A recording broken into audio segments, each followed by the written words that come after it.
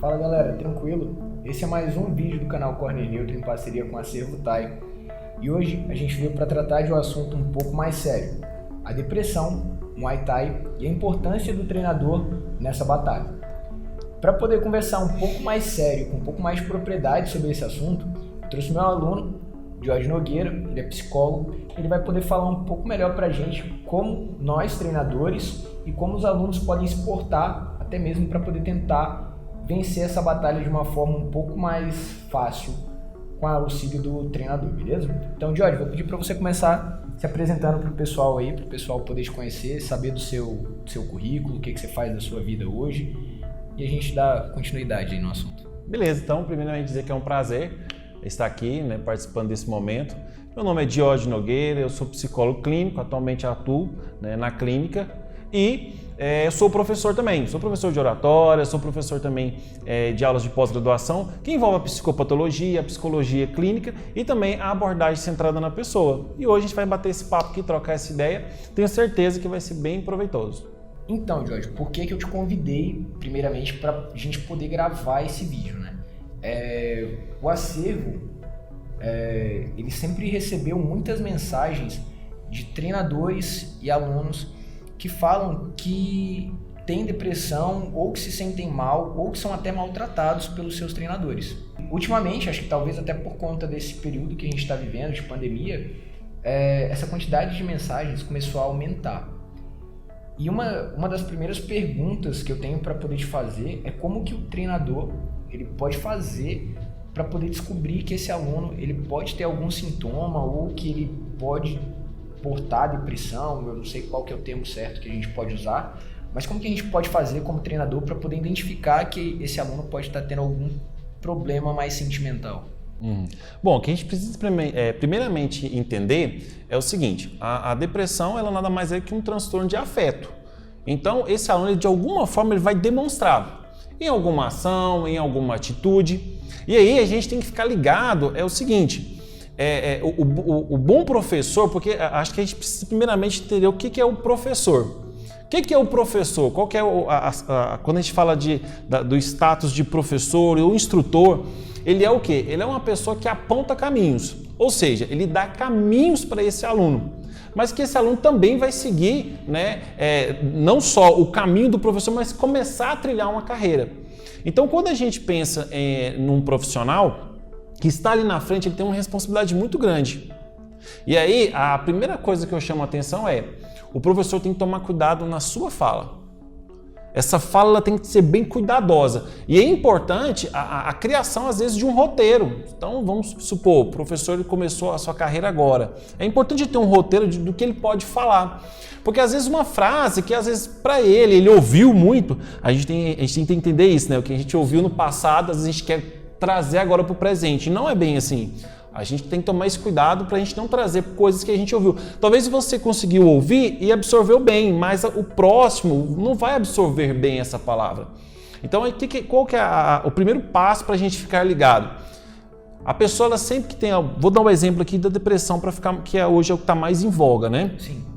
A depressão, a pessoa vai primeiramente demonstrar tristeza, então ela vai tentar o distanciamento, a baixa autoestima. Isso são alguns pontos que a gente começa a perceber. Por exemplo, o aluno, do nada, ele começa a faltar uma aula, falta outra aula. Então, por que esse aluno está tendo distanciamento? Eu sempre falo nos cursos de oratória o seguinte: mais importante que a venda é a pós-venda.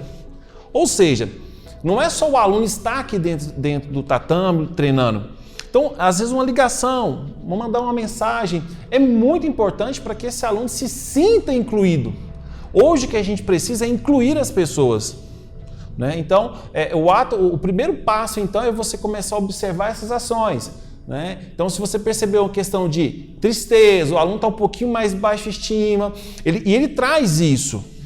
Ele traz isso durante a aula, de alguma forma, em algum comportamento, em alguma fala solta. Então o professor tem que estar ali, vamos dizer, com as antenas bem ligadas em relação a isso. Às vezes a gente escuta tanto uma coisa, e pode ser algo muito tóxico também, que isso acaba entrando no nosso subconsciente e a gente acaba passando isso para os nossos alunos. Como que a gente consegue identificar esse pensamento, essa atitude tóxica que a gente tem e como que a gente pode lidar com isso para que a gente não passe isso para frente.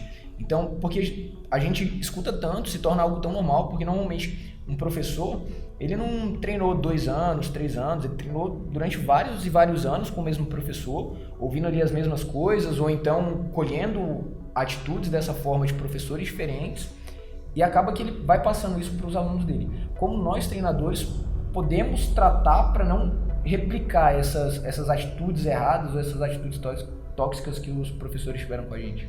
Boa pergunta, Vitor. Eu sempre falo em oratório o seguinte, que a gente não tem que olhar a reação da massa, a gente tem que olhar a reação do mínimo. Ou seja, eu estou ministrando aula para, suponhamos, 10 alunos. Se eu soltei uma palavra, por exemplo, está muito fraco esse abdominal, está muito fraco esse desempenho, talvez a massa vai entender como, beleza. Mas e aquele mínimo? E talvez aquele aluno que está lá no canto do tatame, aquele aluno que às vezes não tem tanta expressão dentro da aula. Qual foi a reação dele? Como que ele reagiu? Porque toda vez que você faz uma ação, tem uma reação. Esse aluno, ele abaixou a cabeça, então você tem que começar a perceber, porque a gente tem o costume, né, eu sempre falo isso em oratório, de querer agradar a massa. Né? E às vezes você tem que tentar, não é a questão do agradar, mas é observar o mínimo. E o que aquele aluno está pensando? Porque talvez a maioria está dizendo que você é sensacional. Mas a ideia do ser professor é isso. É eu olhar tanto o grande volume quanto o pequeno volume. Sim. Então, tomar... Porque uma coisa que é interessante, eu quero ressaltar isso, que é o seguinte. A gente não adianta trazer as palavras do passado e querer ensinar como a gente aprendeu. Sim. O tempo é outro, o momento é outro, é uma nova geração e a gente tem... A ideia de ser professor é se aperfeiçoar, Sim. é inovar, é trazer o novo. E hoje, nessa geração, a gente tem que entender que é uma geração que é carente. Sim. E é carente. E, assim, eu tava pensando aqui enquanto você estava falando, antigamente, por exemplo, quando eu comecei a treinar, eu já treino já tem mais de 14 anos, e eu comecei por um motivo bem específico. Eu queria aprender a me defender, eu queria aprender a, se precisar sair na mão com alguém, eu ia socar a cara de alguém, então eu entrei na luta por esse motivo. Hoje, eu tenho outros alunos que também são psicólogos, e eles falam que eles indicam também a luta, justamente por conta dessa outra função social que a luta tem em cima de uma pessoa que passa esse tipo de problema. Você pode falar um pouco sobre essa função social que o esporte consegue ter, a atividade física consegue ter em cima desse pessoal que está já predisposto a ter algum tipo de depressão, algum tipo de ansiedade? Sim, uma coisa que é importante, dependendo do transtorno que a pessoa tiver, ela vai tender ao distanciamento, ela vai querer um distanciamento, ou seja, ela já vai ter uma dificuldade muito grande de ir para uma academia onde tem público. E aí o que você tem que perceber? Para essa pessoa já ter chegado na academia, já foi uma luta muito grande. Então tem uma luta muito grande interna. Quando o aluno ele consegue chegar à academia e ele é recebido, ele tem uma aceitação dentro dessa academia, ele tem uma questão muito impregnada nele ali agora, que é o quê? É saber se serei aceito nesse lugar. E aí é interessante o seguinte, o professor, ele tem uma missão aqui agora muito grande, que é conectar esse aluno, não só na aula, mas conectar ele nesse ambiente, certo? E aí uma coisa que é interessante, na abordagem centrada na pessoa, um teórico chamado Carl Horst, ele traz uma teoria muito interessante que eu acho que cabe muito bem aqui dentro do Muay Thai. A forma de aceitar a pessoa de forma positiva. O que seria aceitar a pessoa de forma positiva? É receber ela do jeito que ela é. E aí, o que o Muay Thai vai trazer isso? Eu vou dizer, o Muay Thai e qualquer esporte pode trazer isso para a pessoa. Trazer uma movimentação, uma aceitação. Hoje, por mais que, quando eu falei ali, eu trouxe às vezes um pouco de ênfase que a sociedade, essa geração é carente, mas é porque às vezes essa sociedade ela quer ser mais aceita, ela precisa ser mais aceita, e eu acho que todo mundo quer ser aceito. Quer ser aceito na família, quer ser aceito na roda de amigos, na faculdade, na escola, enfim. A gente busca aceitação, e prova disso que quantas coisas que a gente não faz para ser aceito. né? Tem gente que muda até de estilo musical, vestuário, enfim. Então, o professor, quando ele tem que trazer isso para o ambiente dele, para a aula dele, essa questão de aceitar o aluno da forma como ele é. E aí, eu sempre falo que a aceitação incondicional positiva, ela é aceitar a pessoa do jeito que ela é, sem preconceitos, sem pré-julgamentos, e esse receber a pessoa, né? Eu sei que mesmo em momentos que às vezes a gente não pode estar abraçando tanto, mas quando você é recebido bem, você tem um passo a ficar naquele lugar por mais tempo. Então, o professor tem uma missão nessa questão de aceitar o aluno, e quando a gente fala de aceitar, não é só dar um bom dia, uma boa tarde, às vezes é perguntar, e aí, como você está? Às vezes, o puxar de um assunto de 5, 10 minutinhos vale muito a pena para esse aluno. Assim, querendo ou não, a gente vive num ambiente onde ele é bem estereotipado. Então, por exemplo, todo mundo que luta tem que ser casca grossa, ou tem que ter cara feia, ou esse estereótipo bem bad boy que foi gerado de tempos atrás. E isso que você tá falando, tipo, não condiz muito com o meio que a gente vive, né? De, tipo, receber, ser uma pessoa completamente receptiva e abraçar a pessoa e, tipo, dar atenção ali no mínimo, porque a gente sempre aprendeu justamente o contrário, né? De, não, tem que ser casca grossa, se alguém falou que você é fraco, você tem que fechar a cara e mostrar que você não é fraco. E hoje, com essa geração nova que a gente tá vivendo, a gente tem esse choque, né? De dois mundos completamente diferentes. E a gente não pode também perder a nossa essência, tipo, essa educação que a gente teve de ser casca grossa, de fazer cara feia, e porque querendo ou não, o que a gente vai ensinar e o que a gente vai aprender ali é a dar soco e a socar a cara dos outros, né? Então, assim, como que a gente pode conseguir transferir a pessoa desse primeiro contato que ela teve com a luta, que tipo, ela chegou, ela tá ainda frágil, ela tá sensível, ela tá precisando de apoio, até ela chegar nesse nível que o professor quer, mas só que sem ter esse choque de mundo, porque isso às vezes é algo que eu ainda tenho dificuldade. Então, por exemplo, chega um aluno hoje na minha academia, ali nos seus 15, 16 anos, e eu sei que não é qualquer coisa que eu posso falar pra ele, porque ele pode achar ruim, ele pode achar que aquilo não é pra ele pode achar que os professores ou que a luta é feita só de gente ignorante, de gente que não sabe conversar. Então, por exemplo, eu não posso tratar os alunos que eu tenho hoje, que a gente até brinca aqui na academia, né? Tipo, a geração TikTok, a gente não pode tratar a geração TikTok do mesmo jeito que eu fui tratado quando eu cheguei na academia. Então, tipo, existe um meio certo, ou você acha que é só aproximação mesmo desse aluno, assim? Tanto que a gente se aproxima desse aluno, a gente vai saber essa margem, a gente vai saber essa película que a gente vai ter entre o que a gente pode falar e o que ele vai ouvir, e se vai ter ruído ou não nessa interação. Boa. Uma coisa que é interessante a gente deixar bem claro é o seguinte, a gente não precisa provar, né, a ninguém quem somos nós. Sim. Então isso é básico. Então, essa luta incansável para se provar que é o que bate mais, é o que é mais forte, que é o bad boy da academia, ela é uma luta desnecessária, é uma coisa desnecessária. Eu acho que o grande pilar, acho que se você me perguntasse assim, Jorge, o que o professor ele precisa ter, assim, qual que é a chave do professor, qual que é a essência do professor, eu te responderia ouvir. Quando você aceita, porque nós temos aqui uma divisão muito grande. A pessoa que está assistindo esse vídeo, ela pensa que está me ouvindo, que a maioria vai falar, eu estou ouvindo. Não, você está me escutando. E aí tem uma diferença muito grande entre ouvir e escutar. Sim. E aí, o que é o ouvir? O ouvir é quando eu começo a entender, quando eu começo a me preocupar, quando eu começo a olhar o mundo do outro com os olhos dele. O ouvir é essa empatia. Então, o que seria às vezes, entender o nível dessa película? Não precisa falar.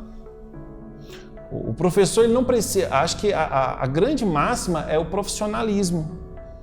Então, para o professor saber até onde ele pode ir, ouça primeiro. O aluno tende a dar esse espaço. O aluno sempre vai medir, porque o que a gente não pode é invadir o papel que não é o nosso. Né? As pessoas hoje falam bem assim, eu sou muito bom para dar conselho.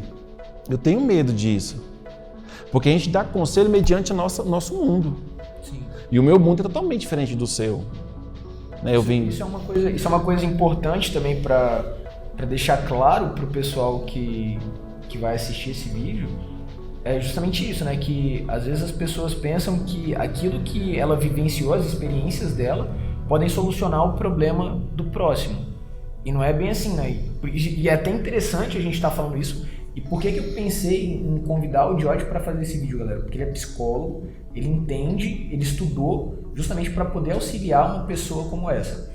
O papel do treinador dentro dessa situação do Muay Thai contra essas doenças psicológicas não é sarar. A gente, como professor, a gente não vai conseguir sarar um aluno. A gente pode auxiliar, ele pode utilizar atividade física, isso pode ajudar ele a melhorar. O professor, ele tem o papel dele, é um papel importante, o papel do treinador é um papel importante, mas só que não é a única pessoa que vai trabalhar e ele nem sequer é o camisa 10 nessa recuperação, né? Uhum. Então, assim, fala um pouco disso também, tipo, o papel do professor, ele vai ser importante, o papel do professor, ele é essencial, mas é o psicólogo que vai fazer a grande diferença nisso tudo, né? Ou eu estou errado? Sim, e uma coisa que é importante na verdade, o treinador nesse momento, ele tem o papel, eu não vou dizer que ele seja o camisa 10, mas eu vou falar uma coisa para você, com toda a certeza do mundo, ele pode ser um bom goleiro. Porque não adianta a gente ter um bom ataque nesse negócio, se a gente não tiver um bom goleiro. E por que um bom goleiro? Porque ele é o cara que vai dar o primeiro chute. Porque às vezes, e na maioria das vezes, o aluno está aqui e hoje, infelizmente, ainda tem um preconceito muito grande quando a gente fala de psicologia. Sim. Vem aquela frase famosa, psicologia é para doido. E não é, nunca foi. Então, isso foi um preconceito criado na sociedade. O treinador, e eu sempre falo isso, tome cuidado com aquilo que você vai falar. Tome cuidado. Eu acho que a maior estratégia do professor é saber ouvir. E aí, ouviu, passa isso, aconselhe o seu aluno a procurar um psicólogo. Aconselhe o seu aluno a procurar um tratamento psiquiátrico. Isso não é problema. O problema é continuar com esses sintomas e continuar vivendo uma vida assim. E vale entender, gente, que hoje o que você fala pode designar uma série de outras questões. Então, uma palavra, às vezes, mal falada em uma aula, por exemplo, no meio de uma aula você falar, nossa, você é um aluno muito fraco. Então, pensa, a pessoa já está com ideação suicida, a pessoa já tem uma tristeza muito profunda, uma baixa autoestima, aí você solta que ela é uma pessoa muito fraca. Então, tem algumas palavras que a gente precisa tirar do nosso vocabulário. Sim. Claro, se você treina alunos que já têm uma performance diferente, alunos que você já tem uma certa intimidade, é uma outra questão. Eu acho que cada caso é um caso. A gente não vai generalizar aqui, mas a gente tem que tomar um certo cuidado com o que a gente fala. E sobre treinadores que sabem desses pontos fracos desses alunos e utilizam isso para rebaixar ainda mais esse aluno. Então, por exemplo, tem aluno que a gente sabe, e a maioria das academias hoje em dia tem. Então, eu tenho atleta que já lutou, já subiu no ringue, já fez tudo que tinha para fazer, e eu sei que esse atleta ele tem depressão. E tem outros casos assim espalhados pelo Brasil, onde o treinador utiliza dessa depressão para poder utilizar, jogar o atleta ainda mais para baixo. E muitas vezes o atleta ele tá preso, por algum tipo de vício psicológico ou algo do tipo a esse treinador. Porque eu sei que isso acontece bastante, porque já aconteceu isso comigo. Eu já fui preso, eu já fui viciado à maluquice de outros treinadores. Então, como que o aluno pode identificar que ele está sendo sugado por esse vampiro de energia lá, que é esse treinador que só tenta colocar ele para baixo, mais para baixo? Como que ele pode identificar e como que ele pode dar essa reviravolta na vida dele? primeiramente eu quero falar assim, se você é um treinador, está ouvindo isso e você faz isso, eu queria dizer para você está brincando com fogo. Às vezes o preço pode ser uma vida. Sim. Então, se você é treinador, toma cuidado com o que você fala. Eu sempre falo que com vida a gente não brinca, a gente leva a sério, o papo é sério. E se você é aluno, não é fácil sair, não existe uma relação e a gente parece que traz uma relação como a fidelidade àquele professor. Só que eu vou ser bem honesto com você, se a relação já é tóxica, toda relação ela tem que trazer ganho para ambos. Sim. Uma relação saudável, ambos crescem. Ou seja, se eu estou numa relação onde eu sou a pessoa que só estou doando e não recebo, ou seja, só vem palavras de desânimo, palavras para me desmotivar, palavras que me colocam na posição mais delicada que eu estou, olha, crie forças e saia desse local. E aí muita gente fala assim, eu vou sair. Eu sempre falo o seguinte, a pessoa que fala que vou sair, é o mesmo caso daquela pessoa que, olha, vem almoçar aqui em casa domingo, mas nunca fala o domingo. Sim. Ou seja, vamos marcar, nunca vai sair dessa academia. Sai dessa academia hoje, sai hoje. Ah, mas eu tenho gasto, eu tenho investimentos, eu paguei a mensalidade do mês. É preferível você perder a mensalidade do mês do que perder coisas que impactam diretamente na sua vida. Então sai agora, você está ouvindo esse vídeo, terminou o vídeo, você sai dessa academia. Não pisa num lugar aonde joga você para baixo. Se a relação é tóxica, se a relação está destruindo você, sai. É fácil? Não é. Procura ajuda, procura um psicólogo, procura o tratamento.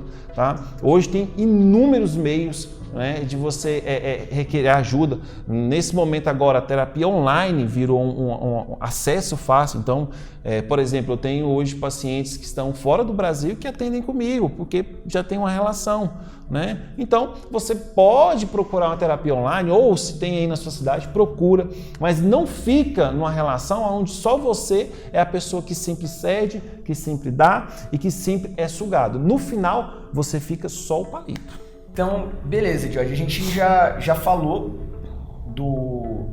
desse ponto, né? Tipo, do treinador auxiliando o aluno, mas e como que o aluno pode fazer para poder auxiliar o professor quando o aluno, depois de muito tempo, então, por exemplo, eu já passei 4, 5, 6 anos com o mesmo professor, e você começa a ver que ele tá diferente.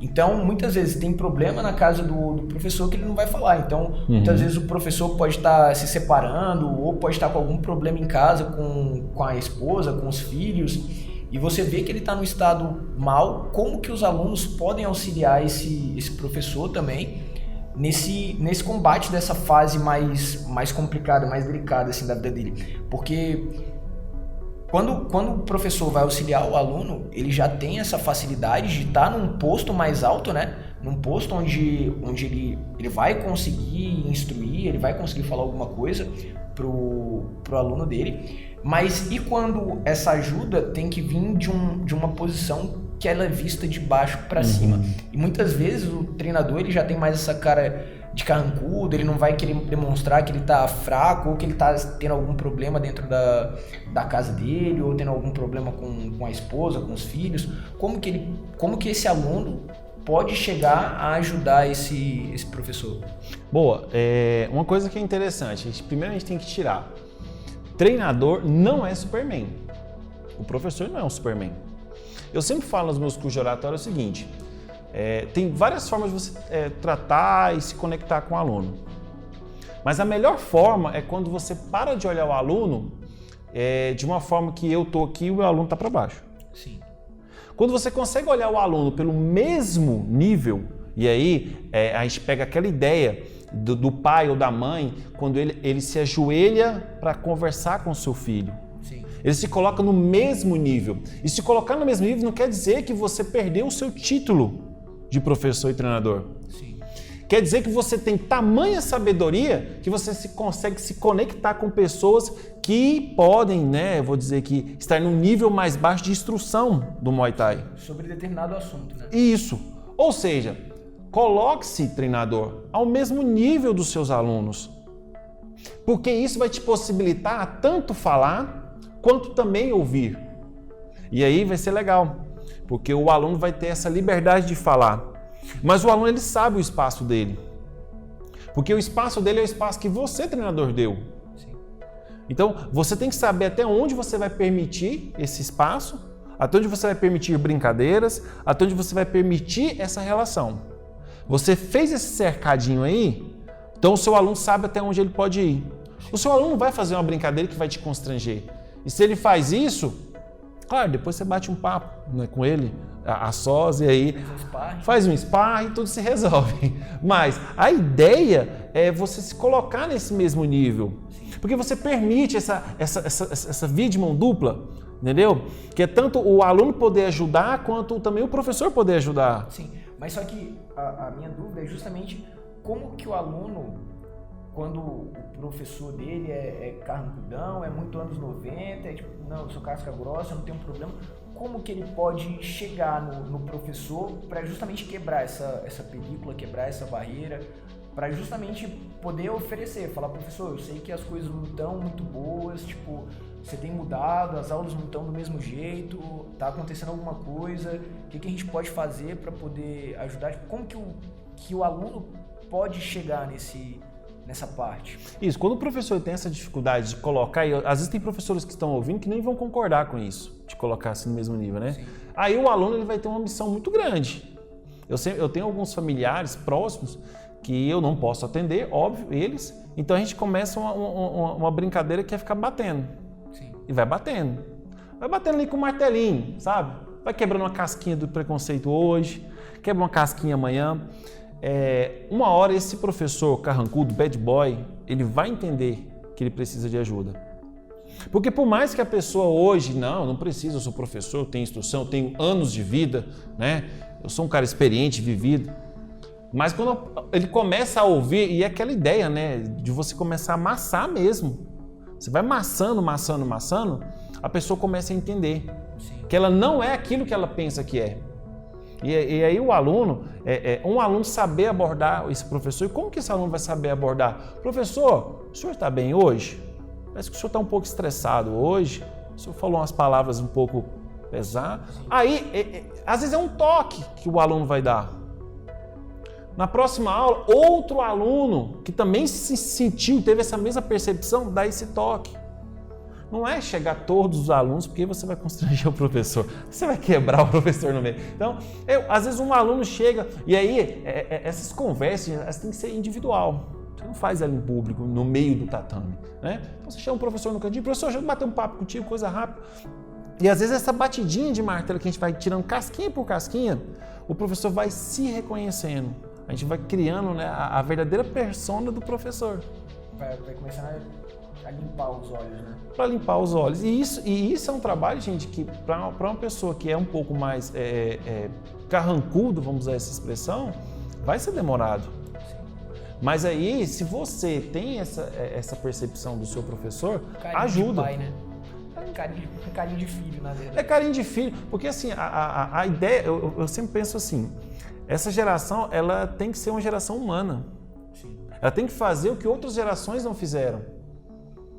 Pode ser a geração do TikTok, pode ser a geração Nutella, pode ser o que quiser ser. Dê a nomenclatura que dê, mas que sejamos então mais humanos. Mais humanos como Nutella, como TikTok, mas que sejamos mais humanos. E esse ser humano, ele tanto é aluno quanto professor, nós estamos aqui nessa situação, né? Eu sou o seu aluno. Né? O aluno sou eu. Entendeu? Então assim, essa troca. Não tem quem sabe mais, não tem o melhor, não tem o que é o grande. Aqui tem dois seres humanos, que um pode ajudar o outro. Então é isso que a gente tem que entender. E o Muay Thai traz essa ideia.